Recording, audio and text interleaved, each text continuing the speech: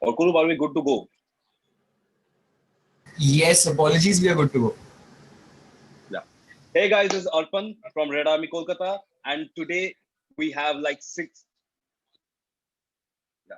Hey guys, this is Arpan Ghosh from Red Army Kolkata, and we are 6 days left. There are only 6 days left for the transfer window to close, and we are linked with Alex Telles. I think that is a very strong rumor, and we need more clarification on Sancho, and we already have some players going outside. So yeah, that for to have a discussion on all these topics. I have with me today my co-host Nikhil from Kolhapur, and we have none other than Rob Dawson with us. Hello, Rob. Hello, Nikhil. How are you guys doing? I'm good, thank you. Thank you very much for having me. And Nikhil, how are you? I'm doing good. How are you? And thanks for having me as well. Thank you so much. So I'll cut to the chase and get directly to the transfer and the subjects. So Rob, the thing we've been discussing, we've been hearing a lot of rumors on Alex Telles. Can I like it's already said that the talks are in advanced stage, and we are almost close to signing the deal. Can you tell us anything more about this?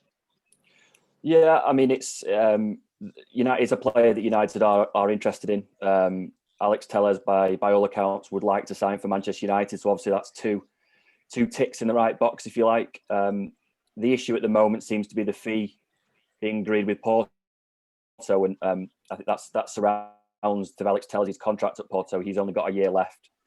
He'll be a free agent in 12 months' time. He can start negotiating with foreign clubs from January.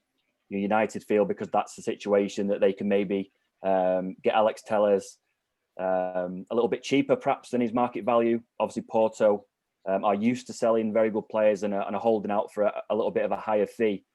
It sounds like that's one that a compromise will probably be reached on eventually. Obviously it's never easy this late in the transfer window. You touched there in your introduction about only having 6 days left. When it gets to this point window, it is very difficult. Negotiations are very fraught, but it's one of those that looks to be moving in the right directions. There are a lot of pieces of the puzzle that are in place. It's just a case of reaching an agreement with the fee, and hopefully that one will be sewn up in time before the deadline. Exactly. Now the thing is that we have been seeing this for a long time now.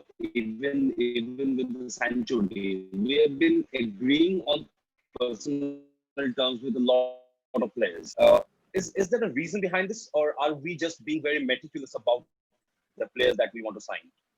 Yeah, I mean, I can understand the frustration that United fans have when they hear things like that. I mean, what perhaps have to understand is that United feel that there's no point going to a club to agree a fee for a player if that player doesn't want to come.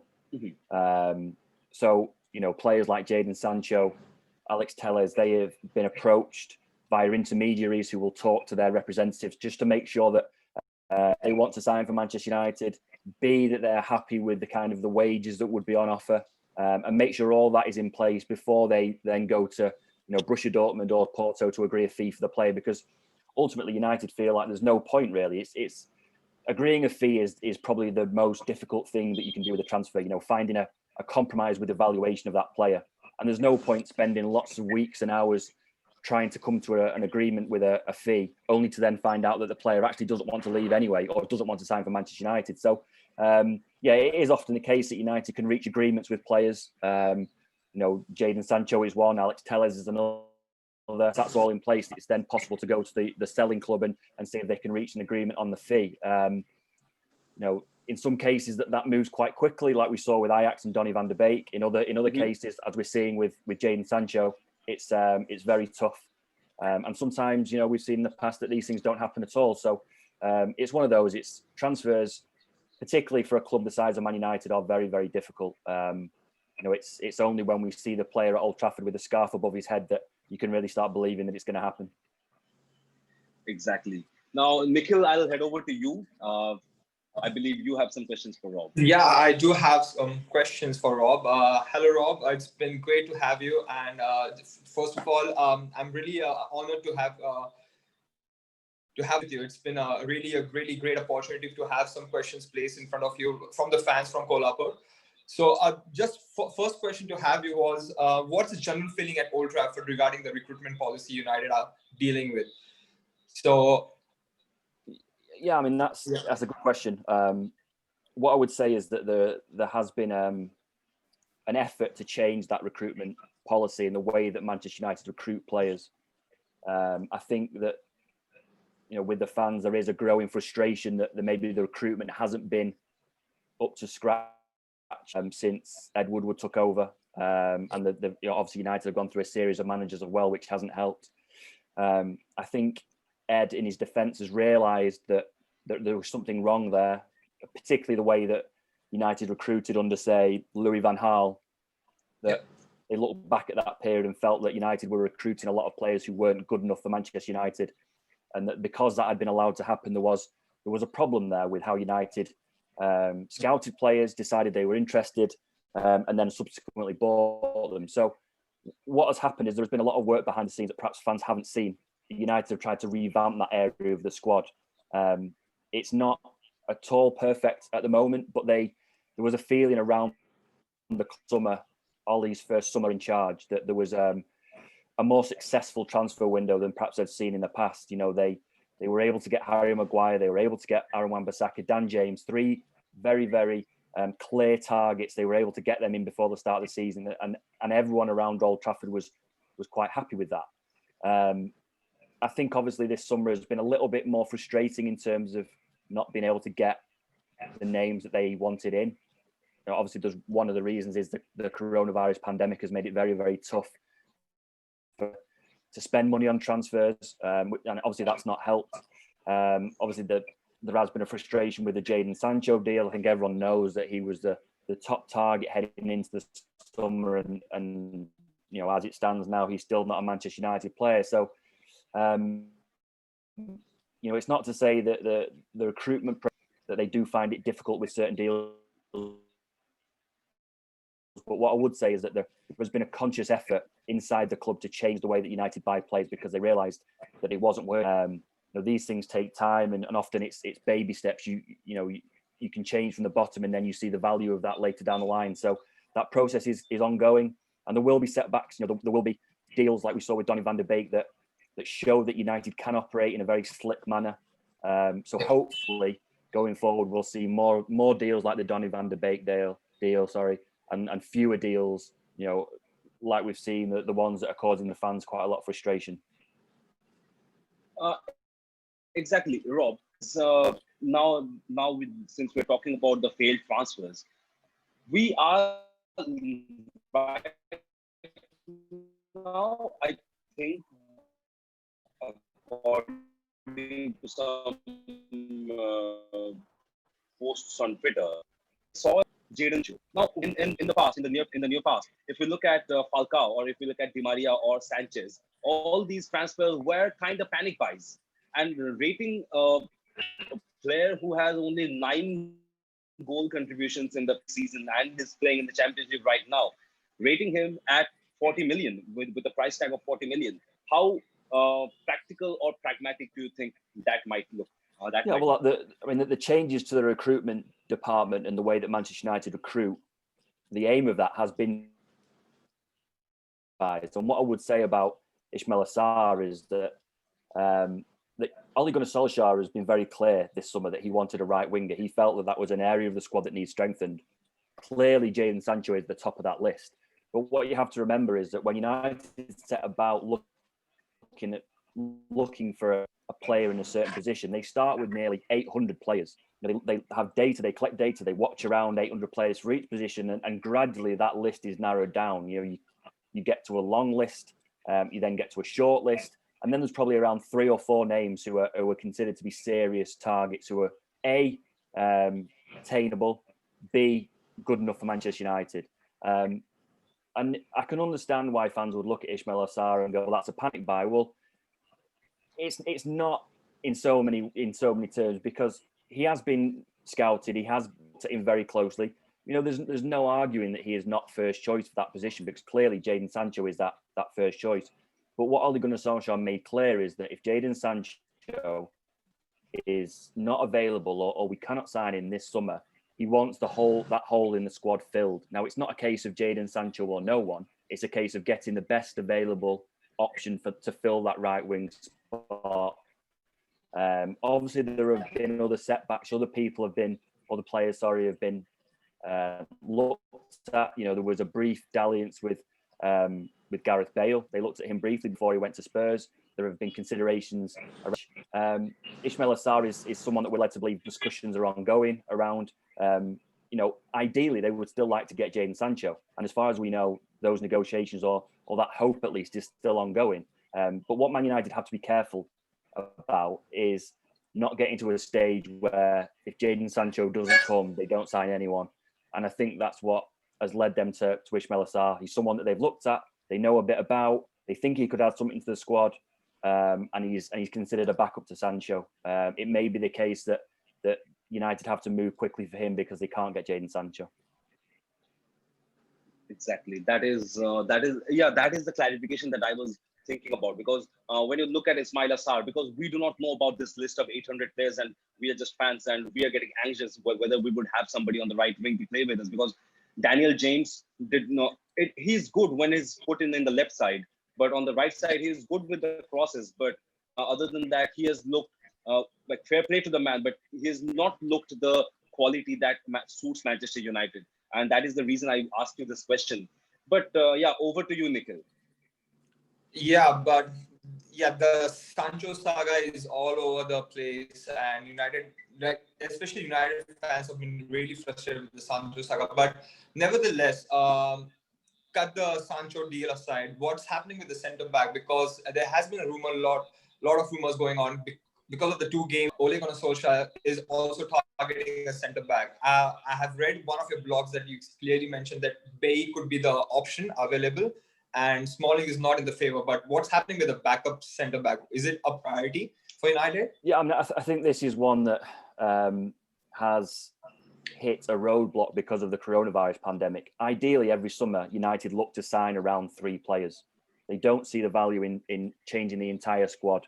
They think around 3 players is enough to add continuity to the squad and give the squad a little bit of a boost. The problem with coronavirus is that the budget that United had in mind before the summer is no longer. There's no weight behind it now, because ultimately the club don't know how long this is going to last. They say that they lose an estimated between about 4 and 5 million every time a game is played behind closed doors. And the issue with the COVID pandemic is that it's not that they are going to lose a certain amount of money till Christmas and then it's going to be back to normal. It's possible that this could go on for a year, for 2 years, for 5 years. Nobody knows. And because of that, United have chosen to be very cautious with the way they spend money. I think in an ideal world, if everything had been normal, I think a centre-back probably would have got caught talking to Nathan Ake at the end of last season saying that he wanted a left-sided centre-back. And that was a discussion that was had at some stage, because Ole Gunnar Solskjaer likes his team to be very balanced. He's got a lot of right-footed centre-halves. The only one who's predominantly left-footed is Marcus Rojo, who's someone who's been out of favour under Ollie Rayleigh. And it was an area of the squad that they were looking at. The problem is that they've had to prioritise areas of the squad. And because they spent so heavily on the defence last summer, the priority heading into this summer, given what had happened around the coronavirus pandemic, was to strengthen the midfield and the attack. Obviously, Donny van der Beek has come in to slot in midfield. They are still looking for a right winger. I think in a perfect world, Ole Gunnar Solskjaer would have another centre-half. A left-footed centre-half is possible. But because of the way the budget has been restricted by coronavirus pandemic, I think that's fallen down the list a little bit. Also, you have to remember with centre-halves is that there are an awful lot of centre-backs on the books already. You know, not only have you got the 2 who have started regularly, Harry Maguire and Victor Lindelof, you've got Eric Bailly, you've got Phil Jones, Chris Smalling is back, you've got Marcus Rojo, Axel Tuanzebe they like, Tena Mengi from the academy who they like a lot. There are an awful lot of players there. And what they're going to have to do is to get rid of, there are players there that United would be open to offers for. Marcus Rojo is one. He's still got quite a lot of time on his contract. Phil Jones is another who's injured again. He's got 3 years left on his contract. Chris Smalling is wanted by Roma, but United want around 20 million for him, and Roma feel because he's out of favour they can get him for cheaper, and that's where negotiations have stalled. So there is a lot of players in that area of the squad who probably would need to leave before they signed another centre half. In terms of the players that are there already, I think it's quite clear that Harry Maguire is first choice. He's the captain. It's obvious that he would start every week. The issue that Ole Gunnar Solskjaer has got is Victor Lindelof. He had a tough first season at Man United. He was very, very good in his second season. Last season, his form dipped a little bit, and this seen him culpable for a few mistakes. And what Ole Gunnar Solskjaer said, the article that you just alluded to there is Ole Gunnar Solskjaer last week said that he felt that if Eric Bailly could stay fit, that he would have a very, very good chance of starting regularly. Obviously, that wasn't the case on Saturday against Brighton. I think there is still a question mark about how many games in a row Eric Bailly can play because he's come back from a very, very serious knee injury. So I wouldn't rule out Eric Bailly being a long-term partner for Harry Maguire. Obviously, he had something. He's probably better in the air than Victor Lindelof. He's certainly quicker than Victor Lindelof. He's perhaps not as good on the ball, but you've got Harry Maguire next to him who is very good on the ball. So they could complement each other quite well. I think we'll know more about what Ole Gunnar Solskjaer sees going forward when Eric Bailly is fully fit. I don't think he's quite there yet, but it would be interesting to see, in the weeks and months to come, in those big games and big games to come, Chelsea, Arsenal, Tottenham, Everton away, who Ole Gunnar Solskjaer picks, because I think Eric Bailly, if he's fully fit and in form, I think there's a very, very good chance that he will be the first choice next to Harry Maguire. That's actually good to hear. But yes, another question. Sorry, Arpan. I'm just No. I was waiting for you. Yeah. So another question I have was, this is a question I had from my friend Viraj. He had to ask why the deals in United taking so longer than the other clubs. So you can see Chelsea are going like 7 players this season. They are probably targeting Declan Rice. And why is it holding on to United's side where we are not having that sort of a straight direct approach when it comes to transfer? Yeah, and that is a valid concern that I would have as well if I was a United fan. That the issue that United face is that their neighbours and their rivals, specifically talking in this summer, Man City and Liverpool to a certain extent, seem to be able to get deals done very, very quickly. In defence of Ed Woodward and Matt Judge this summer, I think that United fans would like to see more deals done the way that the Donny van de Beek deal was done, in that a long time, had a lot of data on, a lot of reports, and when they came to sign him, it seemed very smooth and very slick. It went from terms medical and he was signed very, very quickly, very, very, very smooth. And that is a criticism that has been levelled at United for a long time, that where other clubs seem to be very slick in the transfer market, seem to get deals done very quickly, over the line very smoothly, United have struggled to do that. It's something that United are looking at. They can't be held responsible for everything that happens with a transfer. They are often linked to a lot of players by agents and other clubs because they know that United's name, brings a lot of kudos with it. It can interest other buyers. It can get a player a new contract. United's name is used an awful lot by agents and players, and United are aware of that, and they can't control that. I think the Donny van de Beek deal proved that United are capable of acting in that way in the transfer market. What I would like to see, though, is that done more often. My personal opinion is that if coronavirus hadn't hit this summer, that the Jadon Sancho deal would have played out like that. I think United put an awful lot of prep into that. They were happy with the fees that were being quoted, the wages that were demanded by the agent and the player. I think the deal could have been done very quickly had coronavirus not hit. I think that is the main issue around this particular deal. And because of the value of the player is probably over 100 million, United didn't want to be seen to be paying 100 million for one player at a time when the whole world is struggling financially, which I can understand. Obviously, that's not going to be a great help to United fans who just want to see players in. And I think, the concerns that United fans have about the way that United operate in the transfer market are valid, because it is frustrating to see Chelsea sign players at the drop of a hat. City this summer, with Nathan Ackett, they met the asking price and he was signed. Ferran Torres, they met the asking price and he was signed. Ruben Diaz as well, a player who they weren't particularly linked with all the way through the summer. They've met the asking price and he was signed, and they've managed to offload Nicolas Otamendi. Something else that United have struggled to do, offload fringe players who have high wages. So I think there's room for improvement clearly, but I think if I was looking for hope as a United fan, I would look at Donny van der Beek, and that proves to me that they can do it. They just need to do it more regularly. Exactly. Now, this is now about offloading players. We are targeting to offload quite a number of players. Diogo Dalot is getting offloaded. I think Pereira, the deal with Lazio has been agreed on at 27 million, although it's about a loan deal, and with the I think they will share the wages. And Rojo is also getting ready to be sold, and I think Smalling is also getting off the books. So is there any other player United might look to offload apart from Jones? Is there any other player United might look to offload to trim the squad, to make the squad more slicker and more powerful to look forward to? I think you've mentioned there the key ones, really. I mean, you only have to look at the match day squads in the Premier League to know the players who are probably surplus to requirements. I would say with the likes of Diogo Dalot, Andres Pereira particularly, I think their moving away is more to do with them wanting first team football. They are still very young players. They want to be playing every week.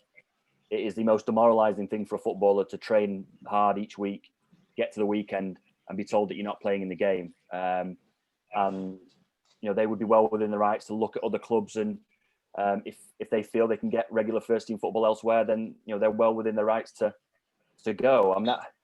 It's difficult because it's a difficult balancing act for Ole Gunnar Solskjaer. This season is going to be like a season like that he's experienced. The games are going to come so fast. There's going to be so many games. They've got the Premier League to compete in. They've got a first season back in the Champions League to compete in. They've got 2 cup competitions, and Ole will know that he needs a trophy, so he has to take both of those cup competitions seriously. He is going to need a big squad, and he's already talking about the possibility of having to send players away on holiday during the season just so they get enough rest, because we saw against Crystal Palace in the first game this season a game that the players should have been in Germany playing the Europa League until right to the end of August. So it's going to be a very, very tough season. In terms of other players who may leave, the one I would say is Jesse Lingard. Again, he would fall into that category of a player who wants to play regular first team football. He's 27. He trains incredibly hard.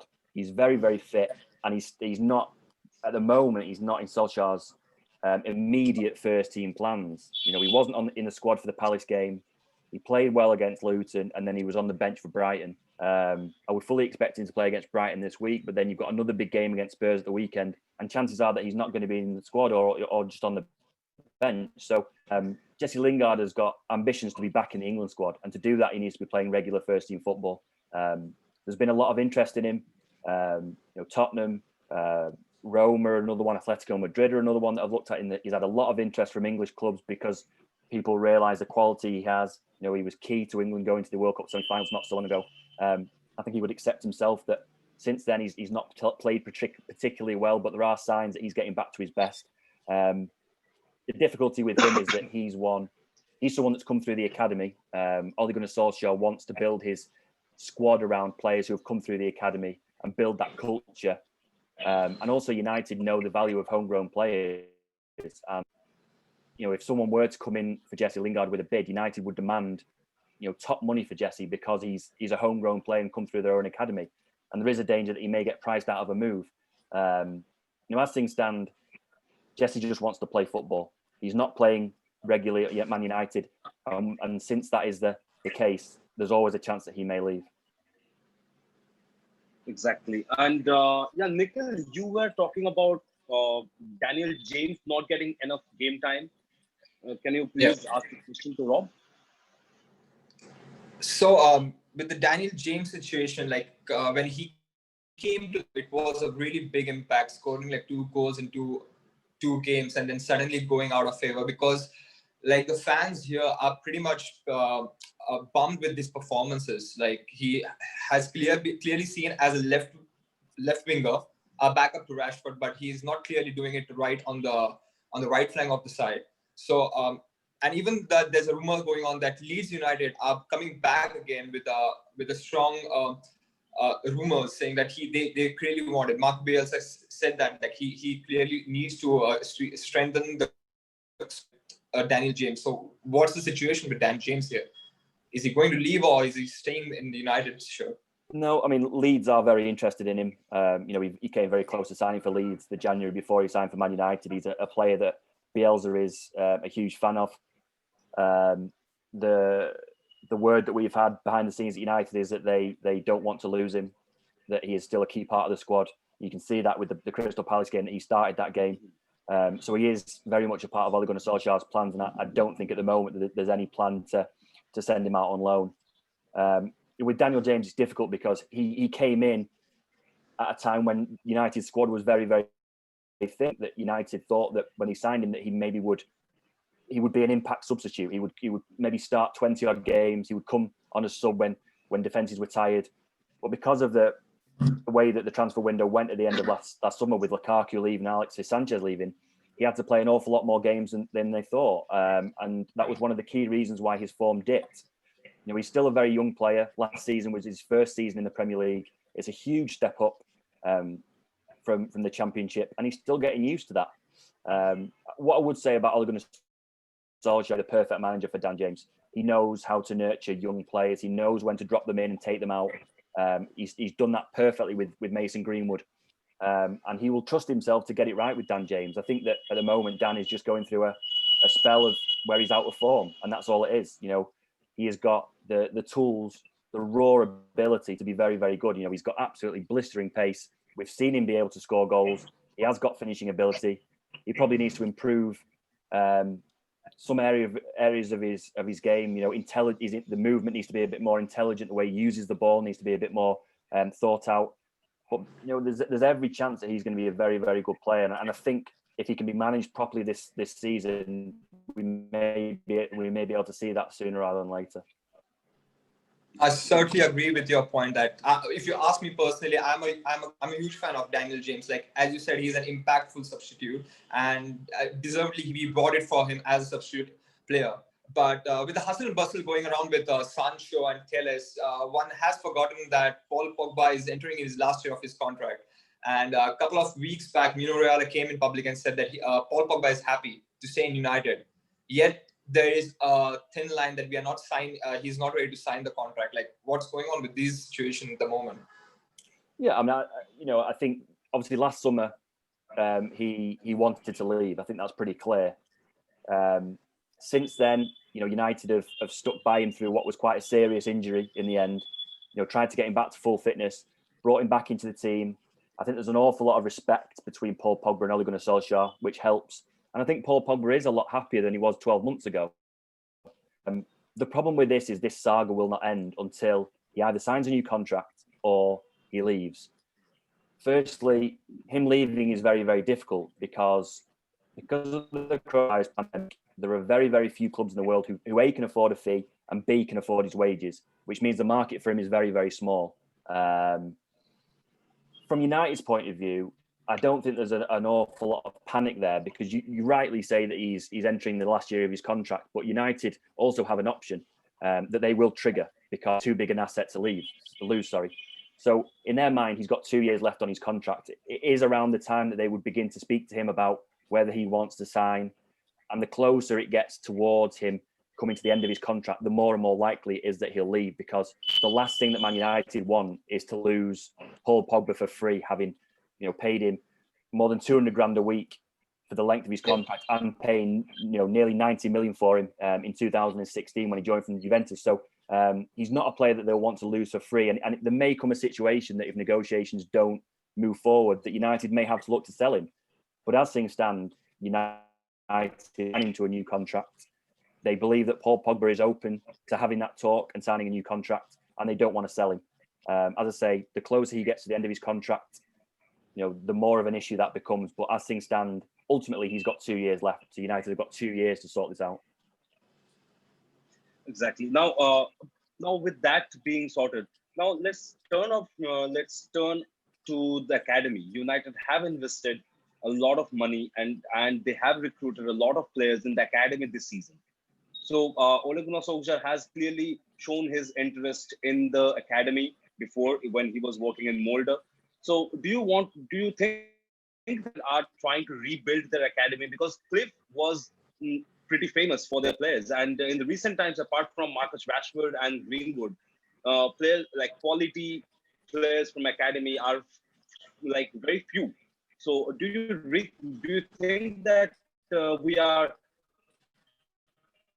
trying to reconsider and re-strengthen our academy again? Yeah, I mean that's definitely. You mentioned Ole Gunnar Solskjaer there, but I think the man really behind this has been Nicky Butt since he came in at the academy. There was a spell not so long ago where United were being beaten to the best young players by Manchester City, who are just down the road. And Nicky Butt came in and decided that just wasn't right, because when he was coming through the academy, Manchester United was the place to be. They signed the best players, they developed the best players, and those best players got into the first team. And Nicky Butt felt that had been lost a little bit. And he's been key really behind the change of tactic about trying to get the best players from around Manchester, but B, going out to the club around the world and trying to sign the best young players. You'd only have to look at the way that United signed Hannibal. For a fairly big fee, really, for such a young player. They beat off a lot of competition for him, and they were determined to have him in their academy. And that's something that they've continued this summer as well. So United say that their aim is to fuse the best young players in the world from their own academy with high quality signings. So it's not a case of building an entire team or spending to buy an entire team. They want to bring the bulk of their squad and their team through their own academy, and then supplement that with the best players in the world. And if that means going to spend 100 million on a player, then fine, if it's the right player. But what they will is by 11 players, the 11 or 12 or 13 or 15 most expensive players in the world, and build a team that way. They want to have a constant stream of players and kids coming through the academy as the bulk of their squad. And that's something that in the last, I would say, 2 or 3 years that United have made a real effort to change. Because you're right, there was a time when United's academy wasn't the best around. I think Nicky Butt is trying to make sure that doesn't happen again. Thank you so much for all the questions. I believe that it will be the end of our time. And Nikhil, thank you so much for joining us. Rob, thank you so much. Thanks for having me, Arpan. Yeah, it's great. It's great. And Rob, it's been a pleasure having you on. And I would like to end with a small token of message from you to the fans in India. And just know that we love you all over here. So we would love to have a message from you. My message would just be: have faith, trust in Ollie, don't judge until after the transfer window ends, and hopefully it's going to be a successful season for everyone. Thank you so much. Thank you so much, Rob. Thank you, Nikhil. Thanks, guys. Okay, guys. Thank you, Rob. I hope you guys have a good time. I hope you guys had a good time. Thank you so much for joining us. Goodbye. Thanks,